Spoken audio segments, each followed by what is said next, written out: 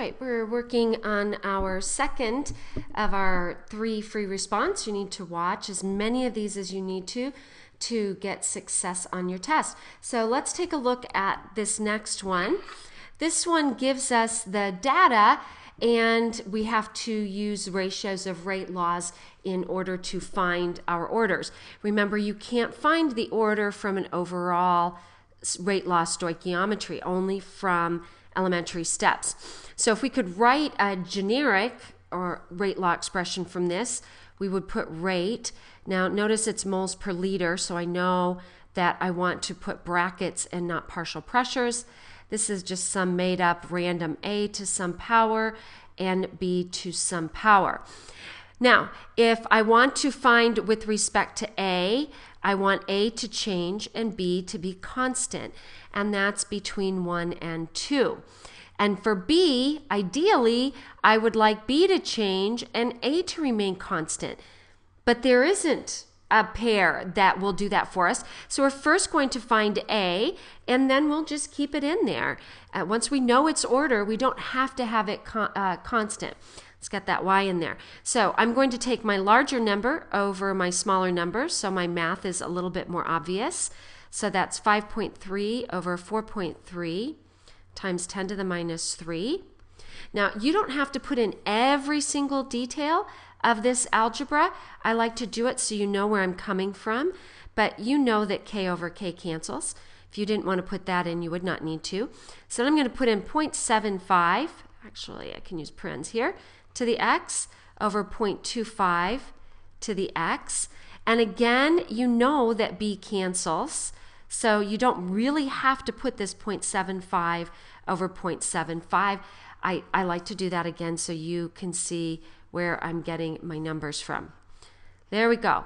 Now, if we perform the math on both sides, what we're going to get is 3 is equal to 3 to the x, and you shouldn't need natural logs to discover that x is 1.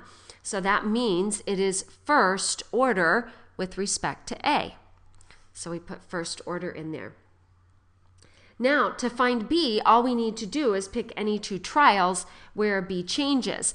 And so the key had those 2, so I'm going to go ahead with that. And we have 5.3, let me put a line there so you can see that delineation there, times 10 to the minus 3 over 1.3 times 10 to the minus 3. The K's cancel, but the A's don't. So I'm going to go ahead and leave the K's out. We have to keep our A's in, but I know what it is. 1.5 to the first over 0.75 to the first. And we just have to do some cross multiplying to bring all that over to this side, and you'll be able to get the values you need.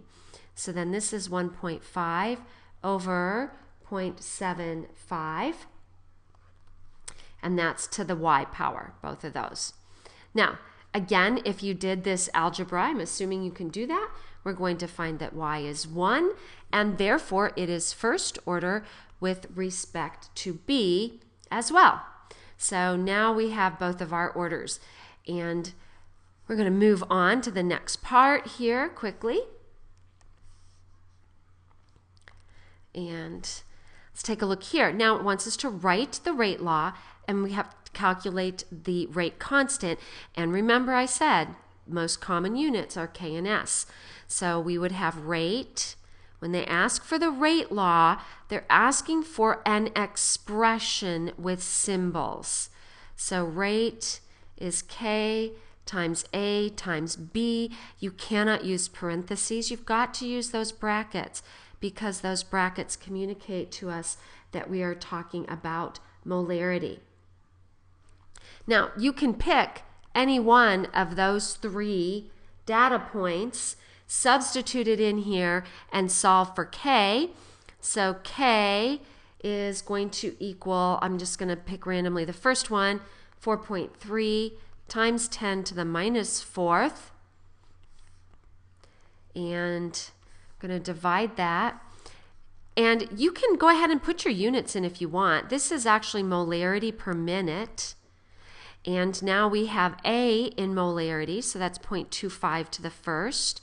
and that's molarity. That's 0.75 to the first, and that's molarity.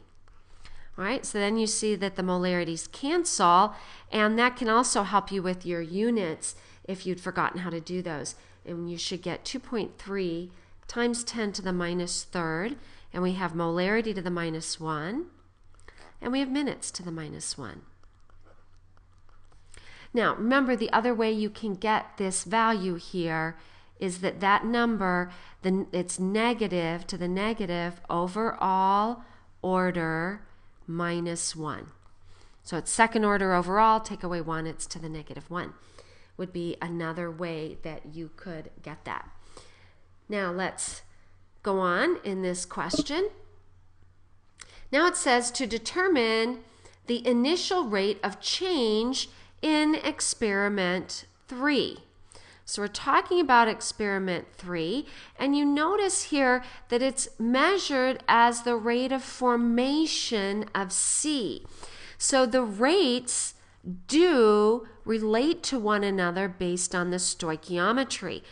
A is lost, so it's 1 over the coefficient times the change in the concentration of A over time is equal to 1 over 1 times the rate of change in the concentration of C over the change in time.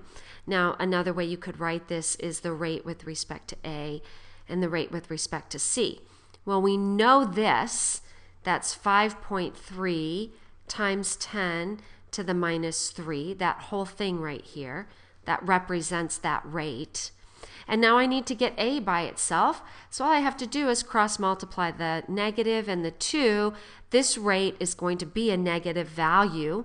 So the rate with respect to A is going to be minus 1.06 times 10 to the minus 2. Don't forget your units, molarity per minute. Now, or molarity minutes to the minus 1.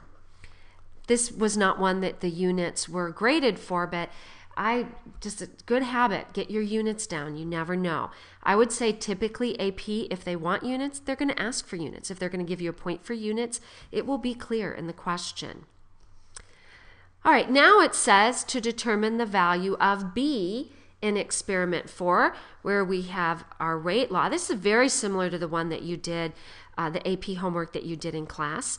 So remember, rate is equal to K times A times B. So now we know our rate. It's 8 times 10 to the minus third. Oops, sorry about that. We have our K value. Our K value was 2.3 times 10 to the minus third. A is 1.75, and a little bit of algebra, and you have it, and you get 2 molar for that. Okay. Now, here it says which one of these mechanisms is consistent, and there were 2 criterion for consistency. One is it has to give us our overall stoichiometry.